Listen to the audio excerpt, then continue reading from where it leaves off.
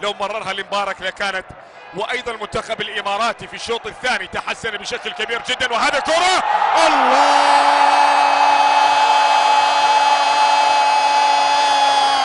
تسجل الكويت. نعم نعم نعم نعم نعم تفعلها الكويت، تسجل الكويت عن طريق احمد الضفيري.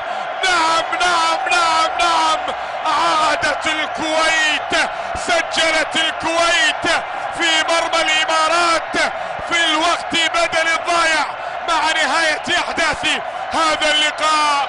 يفعلونها نعم بهذا الشكل. وليد عباس يضعها في مرماه. كرة احمد الضفيري مباغتة مرت وعدت. الله الله الله الله الله يا كويت، الله يا كويت تسجل في مرمى الامارات.